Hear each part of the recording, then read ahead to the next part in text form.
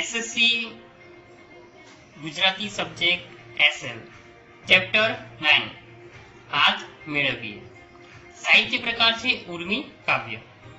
ઉર્મી કાવ્યના પર્યાય શબ્દ તરીકે ઉર્મી ગીત આવે છે. ઉર્મી ગીત, ઉર્મી કાવ્યનો પર્યાય શબ્દ છે ઉર્મી ગીત. ઉર્મી ગીતની લાક્ષણિકતા એ હોય છે કે મોટે ભાગે તે કાવ્ય ગાઈ શકાય તેવું હોય છે. ઉર્મી કાવ્યની અંદર એની લાક્ષણિકતા એ હોય છે કે ઉર્મીઓ ઉત્કૃષ્ટતાથી નિરૂપણ પામેલી હોય છે. એની અંદર જે ઉર્મીઓ જે છે એ નિરૂપણ પામેલી હોય છે. ઉર્મી ગીતોમાં ક્યારેક લય અને પ્રાસનો સુગમ પ્રયાસ થયેલો હોય છે. એટલે ઉર્મી ગીતોની અંદર ક્યારેક લય એટલે કે ઉર્મી કાવ્ય લયમાં ગાઈ શકાય તેવું હોય છે અને પ્રાસનો સુભગ એની અંદર પ્રયોગ થયેલો હોય છે તે જોઈ શકાય છે. હવે આપણે જોઈએ કવિનો પરિચય. કવિ નિરંજન ભગત. જન્મ 19/5/1926. નિરંજન ભગત જે છે એ ગુજરાતી સાહિત્યની અંદર ખૂબ જ પ્રસિદ્ધ છે.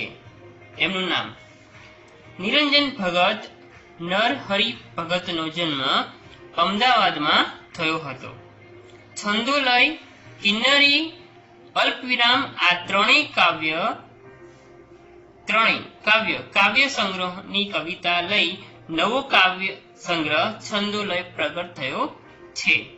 તેમાં પ્રવાલ, દીપ અને 33 કાવ્યો પણ સમાયા છે. સોનેટ, પારંપરિક અને ઉર્મી કાવ્યનું સફળ ખેડા તેમણે કર્યું છે. સફળ ખેડા એટલે કે નિરંજન ભગતે ગુજરાતી સાહિત્યની અંદર ઉર્મી કાવ્યનું ખૂબ જ વધુ પ્રમાણમાં અને ખૂબ જ સુંદર એમને નિરૂપણ કરેલું છે. એમની રચનાઓ છે.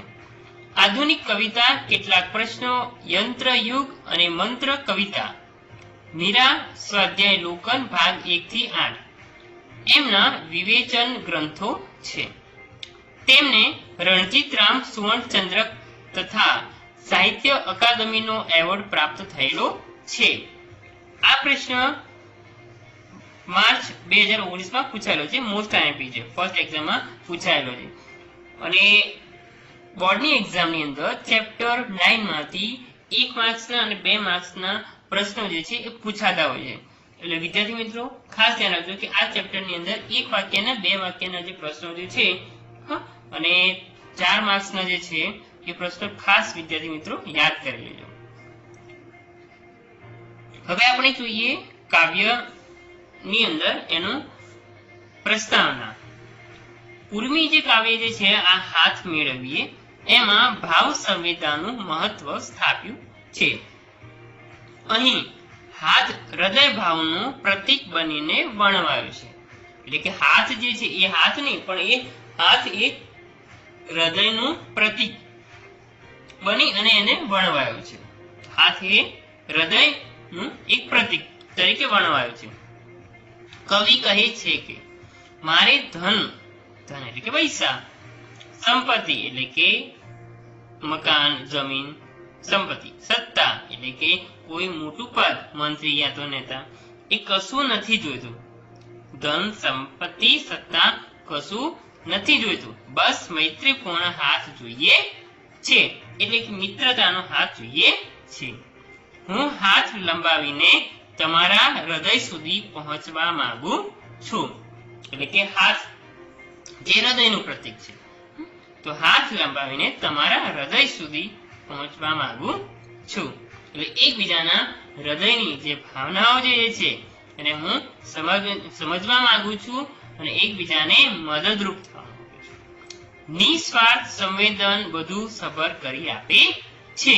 નિસ્વાર્થ એટલે કે મિત્રતાની અંદર મિત્રતાનો જે હાથ હોય છે તો એની અંદર સ્વાર્થ જે છે હોતો નથી. એટલે કે નિસ્વાર્થ હોય છે, સ્વાર્થ વગરનો. આપણે મિત્રતા કરીએ છીએ તો મિત્રતાની અંદર કોઈ સ્વાર્થ હોતો નથી. જે સાચી મિત્રતા હોય છે એમાં કોઈ સ્વાર્થ હોતો નથી.